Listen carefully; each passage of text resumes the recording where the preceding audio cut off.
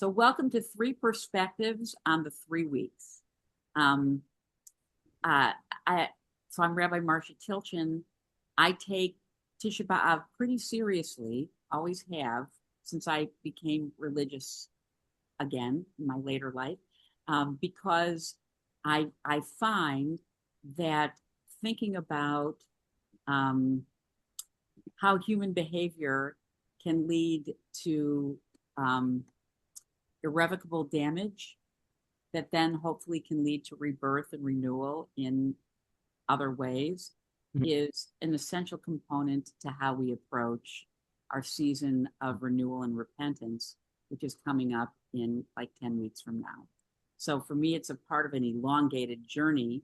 And so 3 perspectives on 3 weeks are going to be different ways to look at both history and current circumstances and texts in a way that help us all feel a little bit more engaged to connect to the relevancy of why a seasonal time of mourning and introspection, even before the high holidays, is essential to getting where we need to go in the subsequent weeks. So it's my great pleasure to turn this class over to Daniel. And always, Daniel, we are so lucky, so happy to have you back. Thank you. Yeah, well, thank you so much. And good morning, everybody. So a little bit of a couple points of introduction, and then we'll hop right in because we have a lot of material to cover. This is going to be just the surface scratching of a topic that I think can cover many books. And I think it's sad that it can cover many books. And I think in the spirit of the 3 weeks, which is, again, this time of mourning building up to Tisha B'Av, which commemorates not just the destruction of the temple, but our tradition suggests that Tisha B'Av is the collective date of mourning for any national calamity that happened to the Jewish people. So much of the pain of the Crusades is remembered on the 9th of Av, which will take place in 2.5 weeks. Much of the pain of the expulsion from Spain and subsequent Spanish Inquisition is commemorated on Tisha B'Av. And this is actually so much so that when Israel in the 1950s was suggesting coming up with a community day of mourning for the Holocaust, what eventually becomes known as Yom HaShoah, many traditional Jews actually opposed the creation of a new day of mourning of Yom HaShoah because they said, well, we already have Tisha B'Av. The Holocaust memory should just be wrapped into the memory and commemoration that we have on Tisha B'Av. And this is actually a fascinating debate that went back and forth between many of the Orthodox leaders in America and much of the establishment in Israel. Obviously, Yom HaShoah ended up being commemorated as a separate day, but that is the power in some way of, that the 9th of Av has stood in terms of the center of Jewish imagination. So we're going to talk about martyrdom today, not a light topic for a Monday morning at 9:30 a.m., but I think it gets us a little bit into the spirit of what these weeks are about because sadly, the conversation around martyrdom, and I'll define martyrdom in a minute, has featured quite centrally within Jewish tradition over the last 2,000 years. Another way of saying that is there's been many times throughout our history, we can probably sit here the rest of the Zoom call and name time after time, so I won't do that, where Jews have been faced with questions of either be killed or have all your money taken from you or be kicked out of this land or convert to insert other religion here, right? More often than not, it was Christianity, but this did take place at times before the birth of Christianity, right? We know back in the Greco-Roman period, in the 1st and 2nd century BCE, Jews were already being given this ultimatum. And then also in the Islamic world, at different times, Jews were being given this ultimatum of convert to Islam or be killed. So this is not just a Christian occurrence. And so there's a lot of literature in Jewish tradition on martyrdom.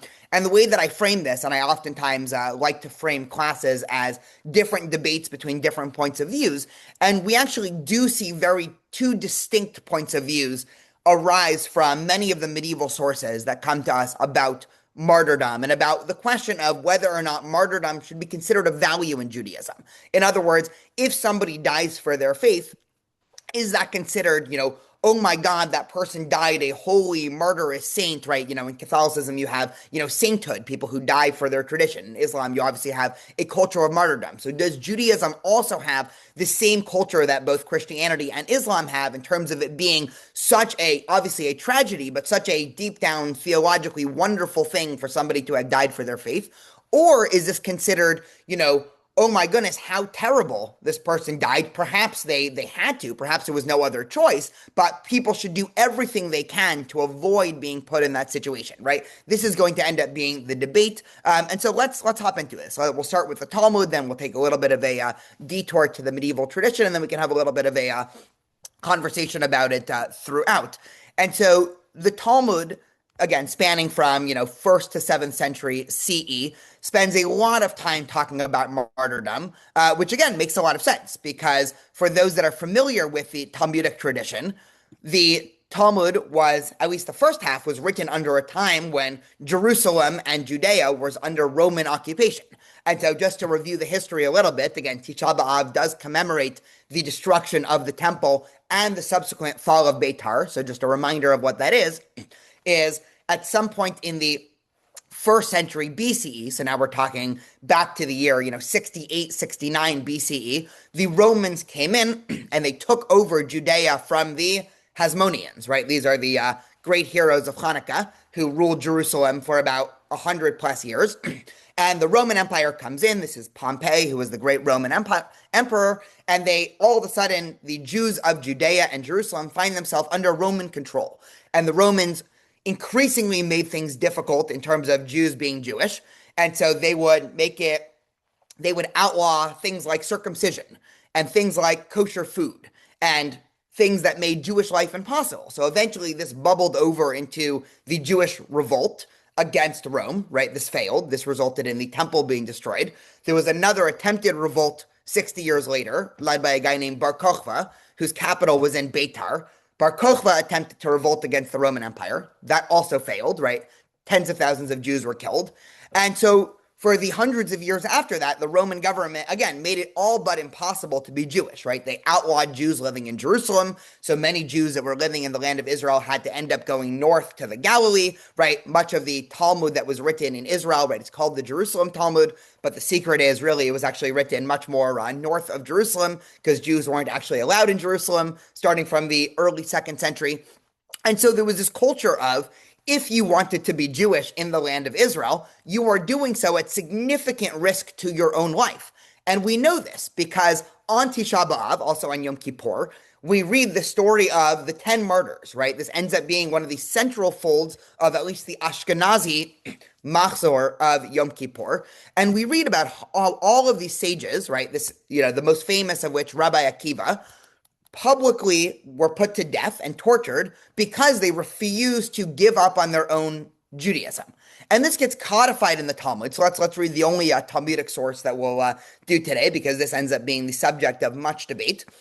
And so we can put on our Talmudic hats for a second, and I'll try to make this a little bit bigger here so we don't have to all squint. So the Talmud in Sanhedrin, which deals with all sorts of cases of the court and rulings that generally affect the entirety of the Jewish community, says as follows. When Rav Dimi came from Eretz Israel to Babylonia. So Rav Dimi, right, just a little bit of a Talmudic biography, he was a messenger who would frequently go back and forth from the academies in Israel to the academies in Babylon, right? At this time, the Jewish community was essentially split in two. Half the Jews lived in Israel, half the Jews lived in Babylon, right? This is before they had cell phones back then. So when the court in Israel would make some ruling or the rabbis in Israel would make some ruling, there had to be some way to relay that to the growing academies in Babylon, right? It's as if the Supreme Court gives a ruling in Washington, D.C., but nobody has phones or internet, so somebody has to, come out to California to tell us how the Supreme Court ruled a couple of weeks later. So that was Rav Dimi's role in the Talmud, right? He was constantly traveling back and forth, sharing rulings. So he says that Rabbi Yochanan said, the sages taught that one is permitted to transgress prohibitions in the face of mortal danger. Right, so let's just pause with that statement in a second. So this ends up being, the central claim of Judaism that many people know, right? Many people have this vague awareness that Judaism wants to preserve life, right? There's a famous verse in the Torah that says, these are the mitzvot, you should live by them, right? The rabbis interpret you should live by them to mean you should not die by them. In other words, the mitzvot are important, right? It's important for me to not eat pork, right? That is a mitzvah, right? Or it would be a avera for me to eat pork. But in a case where I would die if I don't eat pork, right? You can use your imagination, right? The rabbis would say, well, of course you should eat pork, right? One of the most obvious rulings based off of this is questions of fasting during Yom Kippur if one is ill, right? So there's no question in Jewish legal literature or halachic literature that if somebody is in a medical condition where it might be dangerous for them to fast on Yom Kippur, right? Say somebody is pregnant or somebody has a chronic illness or somebody, right? Whatever the reason is, it doesn't even make a difference. There's no question in Jewish legal minds that that person should eat on Yom Kippur. Because again, the purpose of celebrating Judaism and practicing Judaism is to live by the commandments, not to die by them. And so this ends up getting codified in discussions of martyrdom. In other words, in cases where one is permitted to transgress prohibitions in the face of mortal danger, right? This means that if I come up to somebody or somebody comes up to me and says, eat a nice ham sandwich or I'm going to kill you, right? The mainstream ruling of the Talmud is you say, give me two of them, right? Give me the sandwich. Of course, I'm going to eat the sandwich over being killed. But then the Talmud goes on and Rav Dimi brings this message and he says, this is only true at a time when it is not religious persecution. But in a time of religious persecution, when the Gentile authorities are trying to force Jews to violate their religion, even if they issued a decree about a minor mitzvah, one must be killed and not transgress. But Rav Dimi adds another stipulation to this, and he says this whole question of not dying and transgressing the Torah, this only applies in a, shall we say, a neutral political situation, right? A situation where there is not governmental coercion to try to stop Judaism. But at a time when the public, or in the words of the Talmud, the Gentiles, are attempting to persecute Jews systematically, one must be killed and can't transgress, right? We'll see how this ends up being the subject of big debate later. Let's just finish off this Talmudic section, and then we can discuss for a minute before getting into how the medieval rabbis interpreted this, right? We then get another, Levine was also another frequent messenger from Israel to Babylon. So then he comes and he says, when Levine came from Eretz Israel to Babylonia, he said that Rabbi Yochanan said, even when it is not a time of religious persecution, the sages said that one is permitted to transgress a prohibition in the face of mortal danger only when he was ordered to do so in private. But if he was ordered to commit a transgression in public, even if they threaten him with death, if he does not transgress a minor mitzvah, he must be killed and not transgress. So he adds another stipulation to this idea, and he says this whole conversation is only true in private. But if it's in public, and the Talmud goes on to then give, many stipulations to this, right, and try to question this, what is the difference between public and private here? If it's in public, then you are not allowed to break Jewish law. You must die rather than transgress, right? Perhaps this is because this is going to be, right, if it's in public, then the whole reason for making somebody transgress Jewish law would specifically be to make a mockery of it and everything there. Give me 1 second. There's some noise outside my room, so I'm just going to go close the window. So I'll be back in 10 seconds.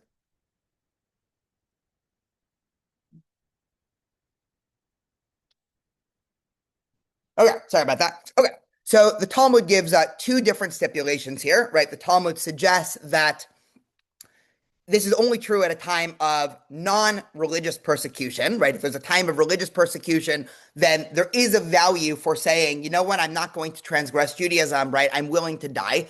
And only if it is in private, right? You are allowed to break Jewish law. Once it's in public, that is enough of a time of sort of quote unquote public religious persecution that one must offer themselves up for, shall we say, martyrdom rather than transgress. Before we go on, any thoughts or questions about this? Because generally, right, I find this interesting because in pop Jewish imagination, I'll call it, people tend to have the idea, right? It's not necessarily a wrong idea. We'll discuss this in a second, but that Judaism is preserve life at all costs.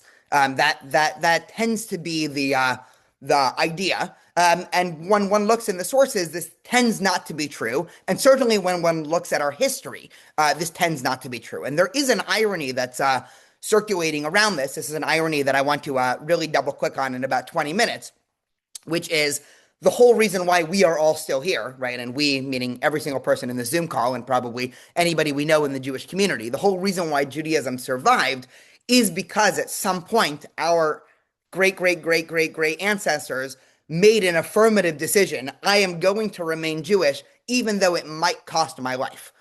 Rhea, go for it.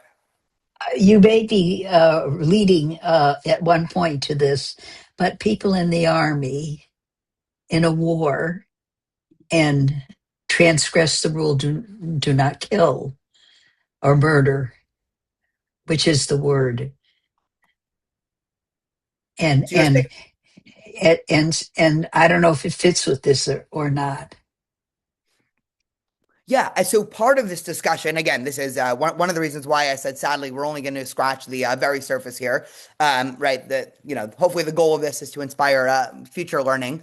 This is all part of a wider chapter in the Talmud about figuring out exactly when you are allowed to do certain actions rather than say, you know what, just kill me. I can't do this. And one of the things that the Talmud famously lists that you're not allowed to do is murder.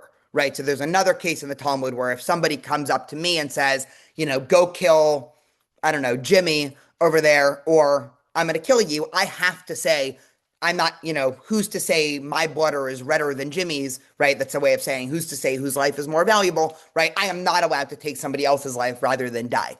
That's different in the Talmud from questions of, say, mortal self-defense, right? So the Talmud also suggests that if somebody comes to kill you, you're allowed to get up and kill them first, right? That's sort of a classic, Talmudic, right? There's a whole chapter in the Talmud of, what we would call, breaking and entering laws and stand your ground laws, right? So if somebody's coming into your house in the middle of the night, and you have a suspicion that even if they're just coming to steal your TV, right? And this is, this is in the Talmud minus the TV part, of course, right? If you have suspicion they're going to kill your TV, but if you think that there's a good enough reason to assume if that person confronts you, they're going to resort to violence, you're actually allowed to preemptively resort to violence before and stop them, right? So in the Talmud, murder is different from, say, killing for self-defense. So, I love that. Any other thoughts or questions about this? Yeah, Rabbi, I just find it interesting that they would dedicate so much time in the Talmud to this issue.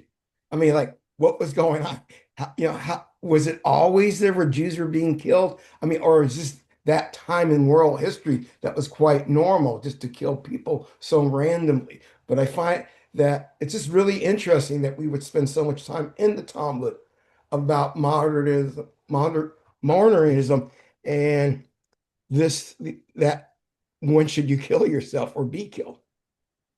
100%. And this speaks to, again, the historic situation. I mean, again, 10 of the most famous rabbis in the Talmud were all quote unquote murdered. In other words, they were taken into the public and they were publicly tortured. I mean, this is the same thing that happens, in the Christian tradition to Jesus, right? I mean, it's the exact same thing in terms of Roman persecution of minor religions. And so it might not have been a uniquely Jewish thing. In other words, right, the Roman government was not thrilled of any religion that might challenge the Roman Empire. And both Judaism and Christianity, at least early on, fell into this. But public torture and murder was considered a very common Roman punishment.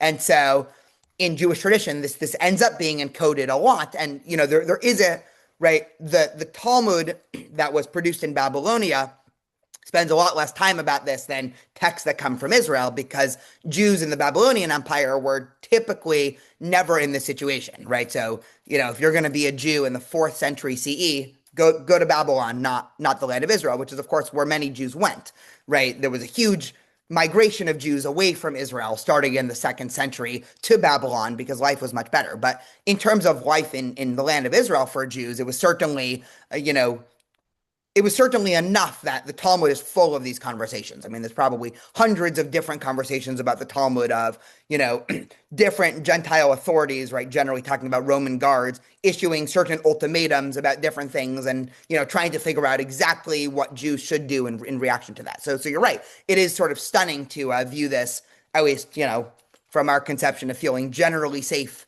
I'm in California, right? I don't generally feel like every day I'm making a decision of, well, I could go outside with a kippah, but then I might be killed, right? So what should I do, right? That's, gladly, that's a emotion that I've never really had to face before.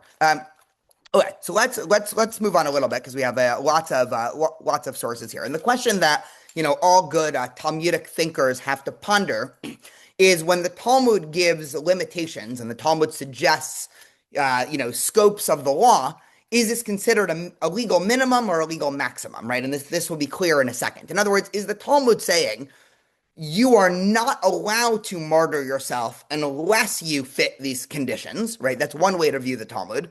The other way to view the Talmud is the opposite. The Talmud is saying you are always allowed to martyr yourself, but you only have to if it fits these conditions. But it's always an option, right? In other words, right, you always are allowed to say in a case where somebody comes to me in private and says, eat the pork or else, I'm going to kill you, right? Am I allowed to say, you know what? I've gone my whole life without eating pork and I really, I'm a God-fearing Jew, so I'm going to eat the pork and not be killed, right?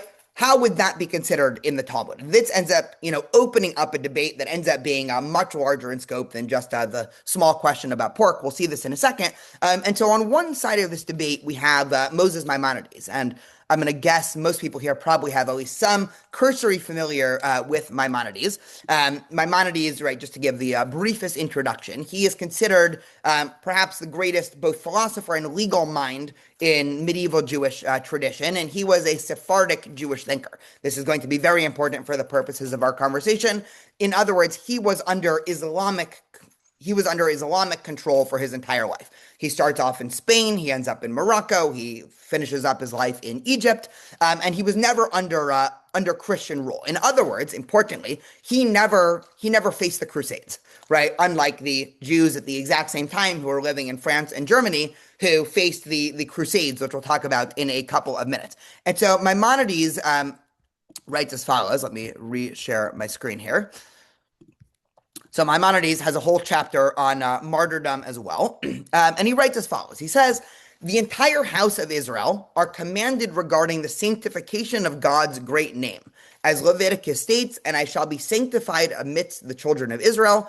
Also, they are warned against desecrating his holy name. As it is said, they shall not desecrate my holy name. So he says, what is implied? In other words, what do these verses of sanctification and desecration mean? Should a Gentile arise and force a Jew to violate one of the Torah's commandments at the pain of death, he should violate the commandment rather than be killed, because Leviticus states concerning the mitzvot, which a man will perform and live by them. They were given so that one may live by them and not die because of them. If a person dies rather than transgresses, he is held accountable for his life. And then Maimonides, a couple lines later, doubles down on this, and he says, if anybody about whom it is said transgress and do not transgress your life, sanctifies his life and does not transgress, he is held accountable for his life, right? What does Maimonides mean, held accountable for his life? It is as if that person is a murderer, in other words. So Maimonides is saying, if somebody decides that they are, say, extra pious, and in a situation of, right, non-governmental persecution, that person is going to say, you know what? I want to be extra pious and I want to sacrifice myself for the good of following this commandment, right? Maimonides says this person is held accountable for their life. In other words, that person is like a murderer, right? Just to give the full ramification of this, right? Because this goes far beyond, right, just somebody forcing somebody to do something. Let's say, right, here's the obvious modern example. Let's say the doctor says, you know what? It would be very dangerous for you to fast this Yom Kippur. And a person says, well, I've gone, 65 years with every year fasting on Yom Kippur, right? I trust that if I fast on Yom Kippur, God will, in some way, value that, right? There's a value in fasting on Yom Kippur, even though it is medically dangerous. And that person fasts on Yom Kippur and, God forbid, passes away. Maimonides says that person, right, you are essentially a murderer. In other words, there's no value for trying to risk your health and your life to fulfill a commandment when Jewish law clearly states, no, this is the case where you don't fulfill the commandment and you should transgress, right? And so Maimonides is quite clear on this, right? He gives this ruling in plenty of other areas. This is actually a very common, the chief rabbi of Israel actually quoted this Maimonides during the COVID pandemic when he was encouraging people not to gather in public for minyanim or for, prayer services. And he was saying, listen, there's no value in gathering publicly to pray when the potential risk is death. Right. Jewish tradition does not hold this as a value. Right. And this ends up becoming the sort of standard, I'll say, Maimonidean legal tradition of saying, okay, yes, perhaps there are times in extreme circumstances when Jews do have to martyr themselves, but generally speaking, Judaism is not a tradition that should encourage martyrdom if one could help it. To give two very practical ramifications of this Maimonides law, Maimonides ends up writing a letter to the Jewish community that was in Morocco at the time, right? Just a little bit of our medieval history here. So during, right before Maimonides' time, the North African / Spanish community was under a very tolerant Islamic society, right? Oftentimes this is dubbed the golden age of Islam or the golden age of medieval Judaism, right? We've perhaps heard this idea before, right? This was somewhat of a cosmopolitan and multicultural area, but at some point in the middle of Maimonides' life, the Berbers, right, a much more radical sect of Islam, started conquering their way up from North Africa and eventually getting to Spain. This is actually why Maimonides ends up fleeing Spain to Egypt.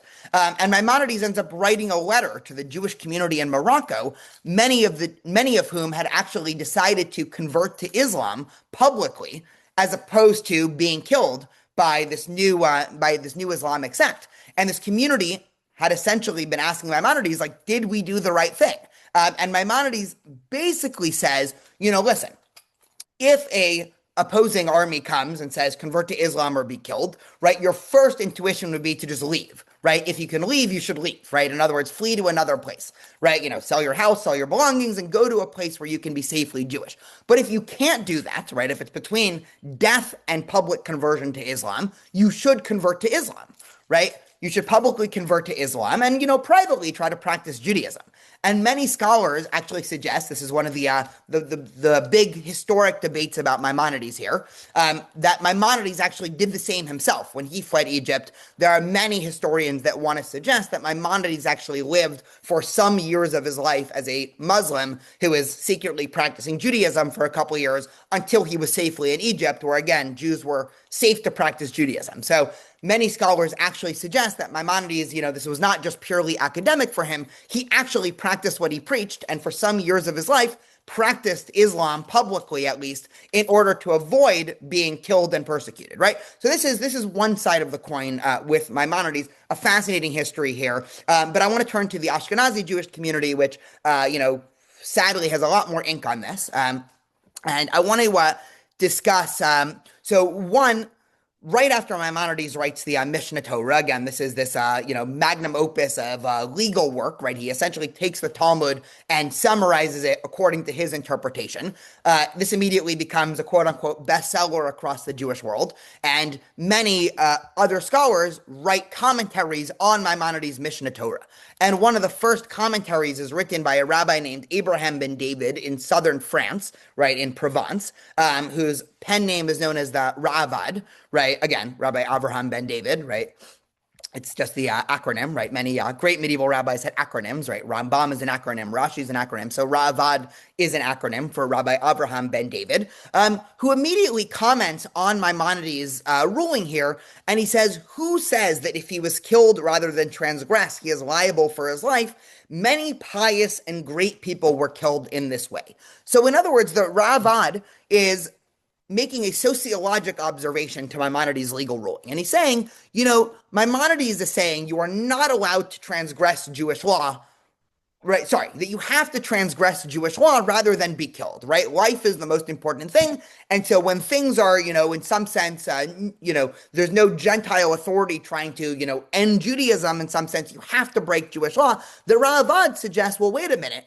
Many pious people, many great people have been killed in a way that shows that they would rather be killed than transgress Judaism. So he just leaves this as sort of an open question, right, where he's questioning Maimonides. And he's saying Maimonides is essentially pointing to at this point, thousands of people in the Ashkenazi community, again, I'm reading between the lines here, but this is, well-charted historic territory, that Maimonides is essentially saying to thousands of Ashkenazi Jews that they essentially are like murderers, right? They've murdered themselves because over and over again, Jews during the Crusades opted to die rather than transgress Jewish law or convert to Christianity.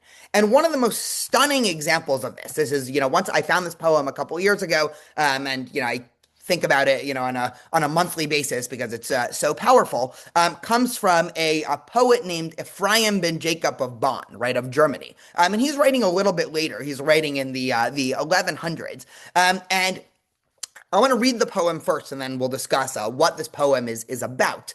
And so Jacob of Bonn is clearly commenting on the story of the Akedah, right? Genesis 22, when Abraham is commanded to sacrifice his son Isaac. And this is seen in Jewish tradition as, a troubling story, right? I'm going to guess there's nobody here who hasn't been troubled by this story. And generally, there are good answers, right? Perhaps the point of the story is that God doesn't want child sacrifice, right? This tends to be the mainstream interpretation of the story, right? That the whole point of the story is, yes, at one time in human history, everybody was giving child sacrifice, and this is Judaism's way of saying, no more, right? We are substituting animals for humans, right? Offer the ram instead of Isaac, right? End of story, right?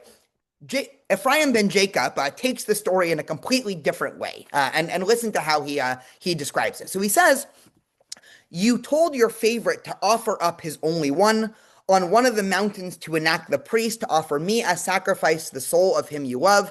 Get it for me, for it pleases me well," right? Again, talking about the Akedah.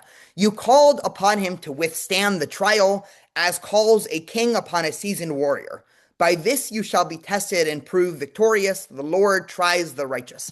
Alert, the father ran to carry out of mitzvah, and yearned to saddle his own ass himself, bound to God by a knot of love that outweighed dignity. "Behold, O Lord, thou know it all together," right? So again, describing the story, and then he goes forward, and here's where it becomes quite radical. "He made haste, he pinned him down with his knees, he made his two arms strong, with steady hands he slaughtered him according to the right, full right was the slaughter. Down upon him fell the resurrecting dew, and he revived. The Father seized him then to slaughter him once more. Scripture bear witness, well grounded is the fast. And the Lord called Abraham even for a second time from heaven. The ministering angels cried out terrified. Even animal victims, were they ever slaughtered twice? Instantly they made their outcry heard on high. Lo, Ariels cried out from above the earth, we beg of thee, have pity on him. In his father's house we were given hospitality. He was swept by the flood of celestial tears into Eden, the garden of God." So in Ephraim of Bonn's retelling of the story, there's a couple of differences between this and Genesis 22. Most obviously, Abraham actually kills his son in this version. Abraham kills his son, and then Isaac is resurrected, and then it's unclear what happens at the end, right? Perhaps Abraham even kills him a second time, or perhaps, right, the story ends there. And this seems very confusing, right? Why rewrite, right? If the whole purpose of the story is that Abraham didn't kill Isaac, why come up with a interpretive version of the story where Abraham not only listened to God, but it pretty explicitly, Abraham pinned him down and steady hands. And, you can imagine, right, this looks a lot more brutal than even how we imagine the original story of the Akedah, which, again, according to Midrashic teachings, right, you have Isaac saying, well, Father, pin me, tie me up because I don't want to move, right? The Midrash and Talmud try to make the story a lot less brutal, right? Where Isaac, somehow was older and knew what was going on, right? Here you have a reading or an understanding of the story, and I'll unshare my screen because we're going to discuss this for a minute before getting back to the sources, where Abraham is in some way forcibly holding down his son and killing him. And so what do we make of the story? So here's the history behind the story, and then we can discuss for a few minutes, and we'll go back to the sources.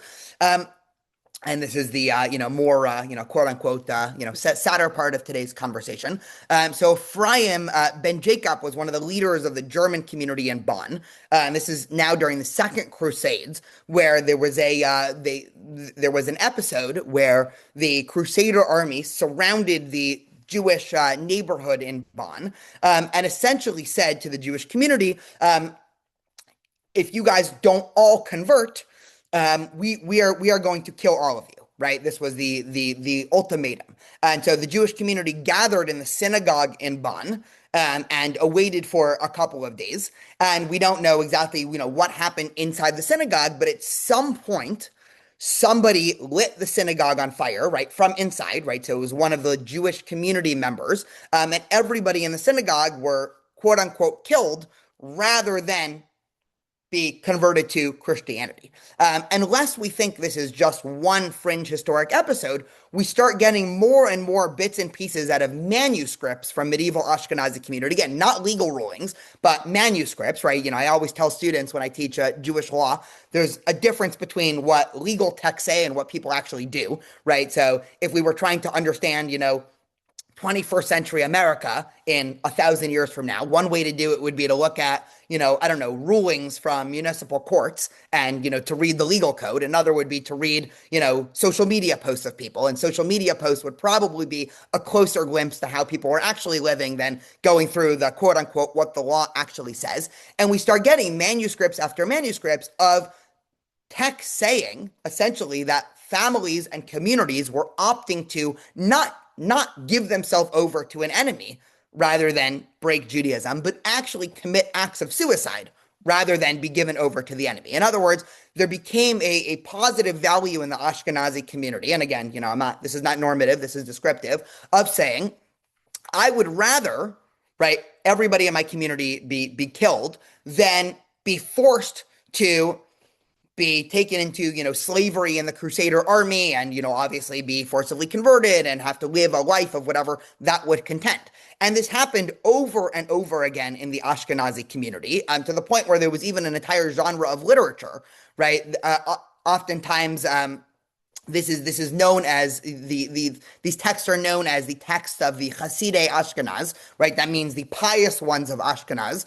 And the reason why they were quote unquote so pious is because they were undergoing, what at least some thought of as these exceptional acts of piety, even willing to be killed and have their own family members killed rather than be converted to a different tradition. And the Akedah, we don't have enough time to look at, 3 or 4 more poems, but the story of the Akedah made it back to the medieval Ashkenazi community in a very central way, because all of a sudden, this didn't become some interesting biblical narrative that, how do we reconcile God asking, right? That was not a question to them. For them, the challenge of the Akedah was, why do we have it much worse, right? There's actually another poem by a medieval Ashkenazi poet that essentially says, hey, God, one time you came all the way down from heaven to save one Jewish boy, Isaac, but now we have Akedas every day, right? And we don't see any glimpse of you, right? In other words, they're using the Akedah narrative to say, what Abraham did was sort of no big deal, right? What we are doing is far more difficult.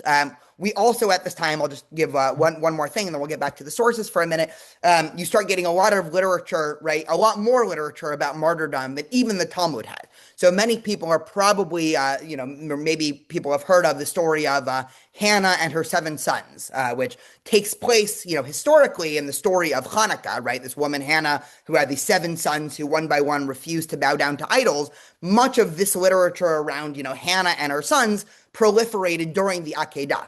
And there's another fascinating midrash that was written during this time in the medieval Ashkenazi community. That's a conversation between Hannah and Abraham, where Hannah is essentially telling Abraham, like, you're no big deal, right? What did you do, right? You offered up your one son and in the end you got to keep him, right? Look at me, right? I've offered 7 sons and didn't get to keep any. And again, this represents, right, perhaps not, normativity, right? But it represents descriptive, right? In other words, the Jewish community was doing this, right?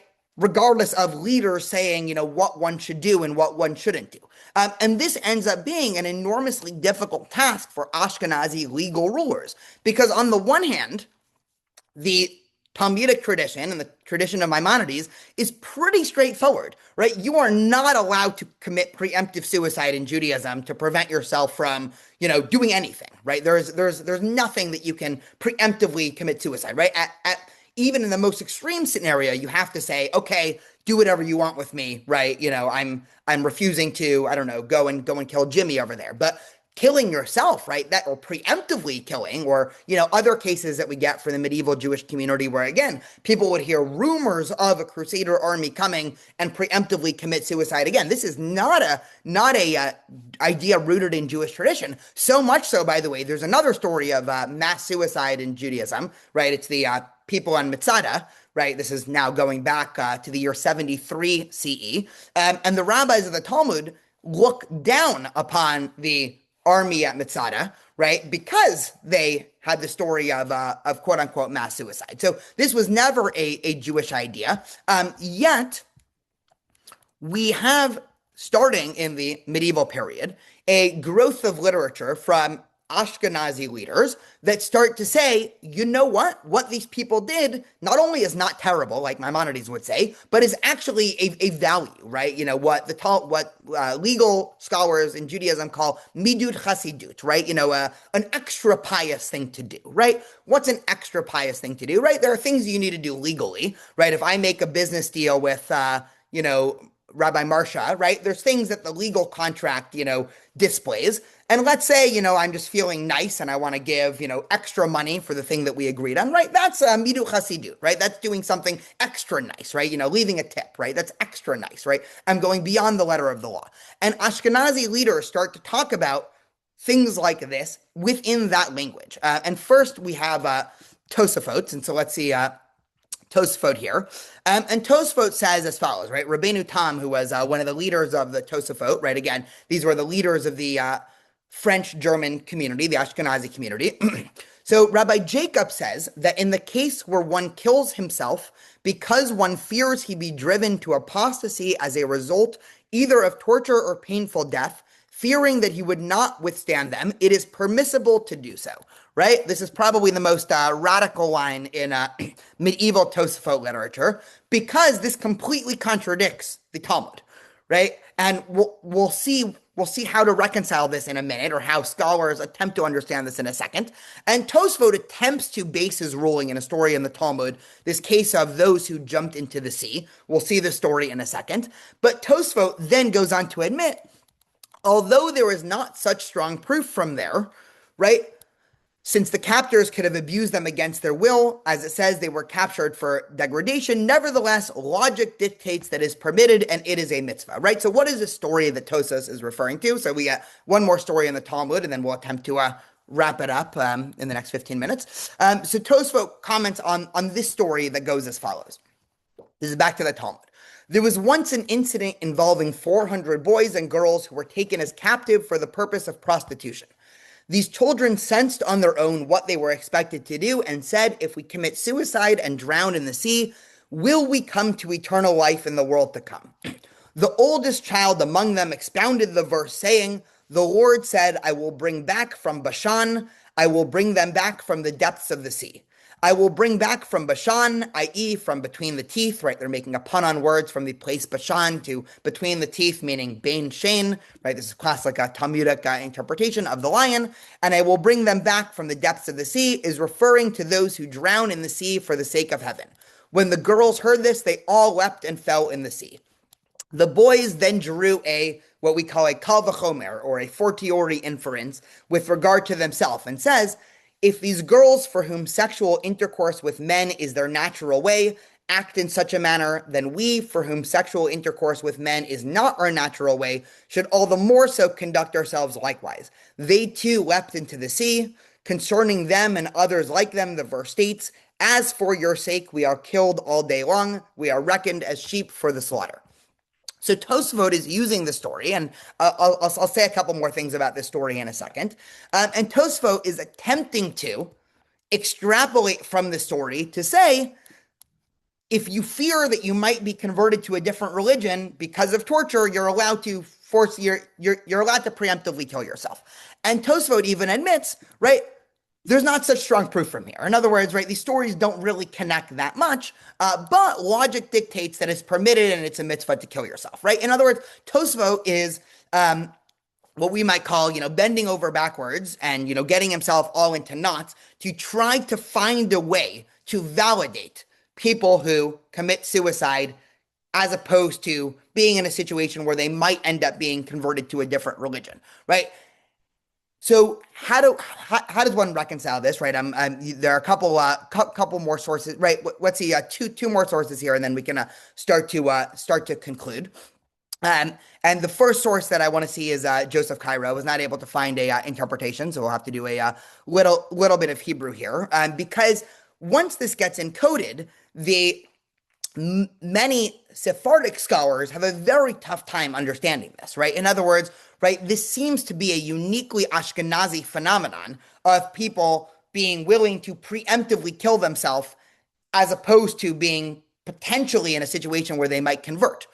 And so many of the Sephardic scholars, again, counting Maimonides, Joseph Cairo was a later Sephardic thinker as well, right, have a really difficult time understanding this. And Joseph Cairo tells a story that I think, should jump out at us immediately as sort of obviously true. And I'll read this slowly in Hebrew, and so we can do this together. And so Cairo says as follows. U'ma'aseh, right? Ma'aseh means there was a story, right? Generally a true story, right? So, birav echad, right? With a leader, a Jewish community leader, a rabbi, sheshachat tinokot harbeh b'sha'at tashmad, right? Who killed many children in one of these times where there was an enemy coming in, right? So Shemad is, again, a time of foreign persecution, right? So there was a story of a rabbi who killed many kids, right? Killed many babies in a time of persecution. Sheyireh she'avuram al dat, right? Because he was afraid that they would become, right, forcibly converted to a different religion. In other words, right, they would, right, avuram al dat means that they would, intellectually commit an Aveira, right? Or in other words, they would be converted to Christianity, right? So this rabbi went ahead and said, I would rather all the children in my community be killed than have those children potentially be converted to Christianity. The Haya imo Rav acher, right? And there was with him another rabbi, the Ka'asalav, right? And this rabbi got upset with him, right? This rabbi was furious. The Karu Rotzeach, right, and called him a murderer. In other words, they pointed to this other rabbi and said, "You're a murderer." V'hu lo chash l'divrav. But this first rabbi was not concerned, right? This other rabbi said, whatever. The Amar Harav Hamona, right, and so the second rabbi, right, the rabbi who was upset said, "Im kidivrei," right, if I am correct, Yaharogo to Rav b'mita mishuna. Right, you should die an unusual death, right? You should have something odd happen to you. The chen haya, right, and it happened, right? In other words, you have Rabbi A who is killing children so that they don't end up getting converted to a different religion. Rabbi B is screaming at this guy and saying, if what you're doing is truly wrong, you should die an unusual death. And so what happened? Shitaf shuhu goyim, right? That the non-Jews, right, the goyim grabbed him.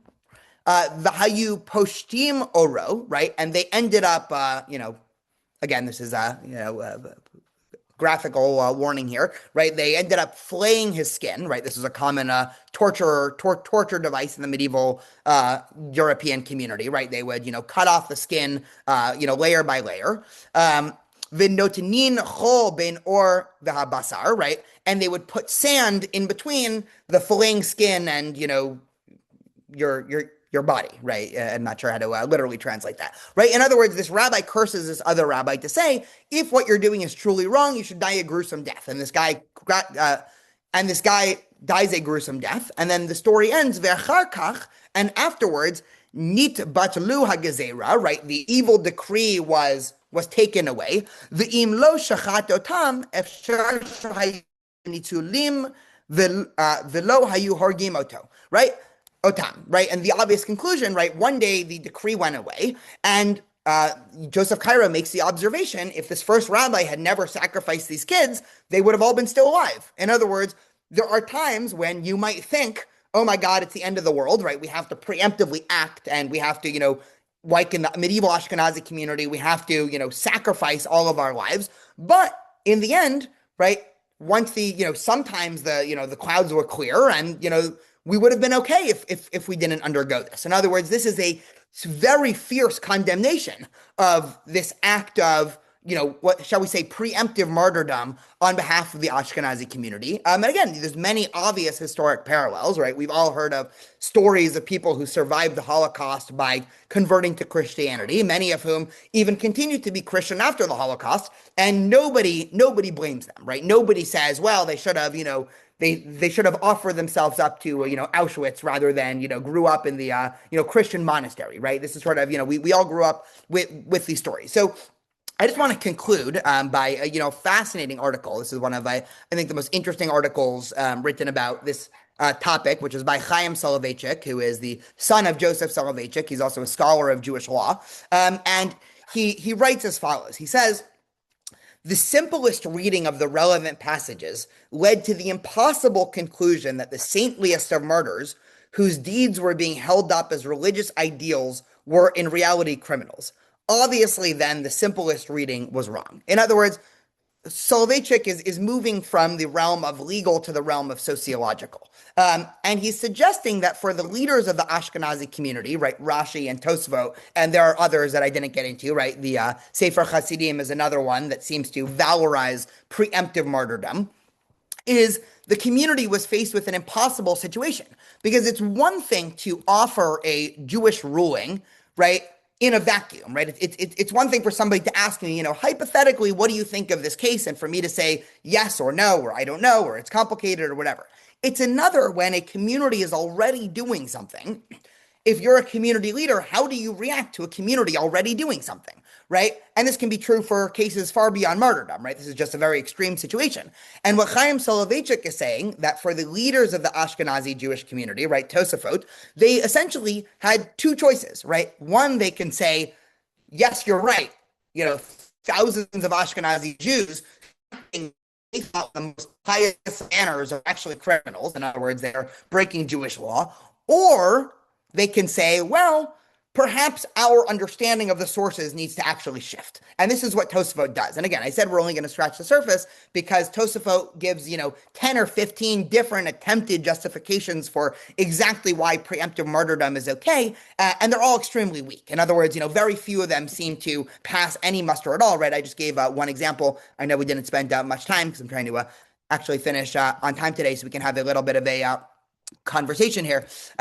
But this ends up being, right, just the last thing that I want to leave with, right? It's a fascinating history, a fascinating question of, what the role of a rabbi is in a Jewish community. It's a fascinating, case study in how to understand, complex Talmudic material. But more so, at least for the purposes of today, I think it is, and this is to James' point earlier, just when you think about all of the different times in Jewish history where this was of top of mind to people, I mean, there are thousands of pages of halachic literature talking about questions of martyrdom and ransom and when do you, what are you allowed to, offer to an enemy that's coming into an area, right? There's a whole other conversation that we can have on again, the question of ransom, which was obviously revisited in October 7th, but there's a long medieval tradition of Jews being captured, right? The leaders of Jewish communities being taken hostage, and essentially the Jewish community being given an ultimatum of give us $1 million or we're gonna, kill your rabbi or imprison your rabbi. And these conversations were quite central to Jewish community. And it's just fascinating to get a little bit of a glimpse into, how on the one hand, there's the law and then there's reality. And it's clear that these are not always the same thing, right? The way people act are not always the way that, strict law dictates, even in cases that we might think are, far beyond anything that we can imagine. I know we have a couple of minutes left. If anybody has thoughts or questions or comments, I would love to hear it. Yes, Marsha. Well, you certainly gave us a lot to think about. And of course, one of the things that, we almost take for granted that we have to talk about our martyrdom through the centuries or the millennia. And then to imagine that we just take for granted that we have to talk about our martyrdom, like, of course. And how did people, like, it is that does bring the heartbreaking aspect to the surface that, just sort of the issues that we have had to grapple with in our various communities throughout history is astounding. There's many things I'm taking away from today. Before I'm not going to be the last person to speak, but I wanted to tell you that next week, we're gonna look at a modern debate that some could say is really really causing a great rift in society, and that is going to be who should serve in the army and protect Israel, the challenges that the country of Israel is having right now internally. And they say that the rabbis used to say that when Jerusalem was destroyed in 70, it was really because what we were doing to each other. It wasn't only external forces. And so that's going to be a very interesting, different perspective on understanding what Tisha B'Av might mean in our time. So I hope you'll all come to that. 2 weeks from today, we're having a very interesting man that I've recently met at Beth Jacob Congregation in Irvine. I go every morning to say Kaddish, and he's been the teacher, lovely guy from Teaneck, New Jersey, named Steve. There's a wonderful take on text and is going to do sort of weave together rabbinic, midrashic, and biblical texts on Tisha B'Av, again, as relevant in modern times. So he's a one-off, but I hope you'll come meet him, Steve Schneider. And so anyway, Daniel, I want to say thank you to you. And now we're going to open this for questions. I'm so happy that you are all here, and a very difficult topic, perfect to set us on the path of feeling very depressed in the 3 weeks. Excellent. Okay, James, you go first. Yeah, two comments. One is with the Ashkenazi Jews, because of the Crusades, they were really invaded by an army. And I think their situation is a little bit different than maybe the Sephardic Jews, that they were taken over more like in their country, but they had to face an army. And you look at any of these medieval armies, I mean, or even today, anything goes once they invade. And I think sometimes they had no choice because of that situation. And, so we saw, and the second question is, this may be more for Marcia. After taking a year of your course with so many women, is there any women rabbis or scholars who comment on martyrism? I'd like to see their take on it versus a male's perspective. I will look into that. I'm sure there are. And I'll do a little research, Jim, and see if I can bring them to join us for a class. Thank you for asking. Of course. Alan? Yeah, first, James, you won't find any less than modern female rabbis in that list. I find it interesting that two things that tie together. The concept of Kiddush Hashem is only mentioned, as I recall, when God is criticizing Moshe for his second encounter with the rock, that he didn't Mikadesh God's name in front of the congregation. So that was a public thing. And that ties in with the interpretations that the Rabbi Levine was giving. It's interesting also that if you look at the two paragraphs of the Shema, the first paragraph is in the singular, Shema, and it has to do with love, and it seems very personal for the individual. The second, V'hayim Shemoa Tishma'u, is in the plural, and that's the community appearance of it, and that's the one where it talks about the if-thens that we're reading in Akev in a couple of weeks. So the rabbinic comment on that with respect to there's a difference between private and public does have that basis behind it. That's very true. Daniel, any closing words to this wonderful little baby brush we have here? Oh, Rhea, we can't. Yeah, I just want to say I had been reading and I'm rereading Constantine's Sword, which is the history of Jew hatred through the church and the embedded within the church, written by an ex-priest. It's phenomenal. And during the Crusades, those Crusades you're talking about, and that they were armies, but they swept through and they murdered a large percentage of the Jewish communities in Europe as they supposedly were going on to Jerusalem. So, in all of these discussions, the rabbinic discussions, there's no talk about what these crusaders were doing in the murdering of a large percentage of the population. And so then you take on the view of deciding to kill yourself from a slightly different view, and a different emotion. Yeah, I think that's a perfect way to conclude, is that it's impossible to judge any of these people. And when there was discussion on women, it's difficult to know when a woman wrote something or when a man says that a woman wrote something. So those are different questions. But there is in the Mainz Chronicle, which is one of the most widely sourced medieval Ashkenazi chronicles, there is a story of a woman named Rachel who was one can look it up, but she was encouraging the martyrdom of her children preemptively. Again, it's tough to know the exact historic veracity of that, but at least just one example. Obviously, Hannah is another example there as well. So, thank you, everybody. Next week we'll talk about this debate in Israel, which I think is in some way more sociologically sad. It's less theologically sad in terms of today's conversation, but it'll also continue the spirit of things that have split the Jewish community throughout history. So thank you again, everyone. Thank you, Reb Marsha, for continuing to invite me, and I will see you all next week. Thank you all so much. Bye.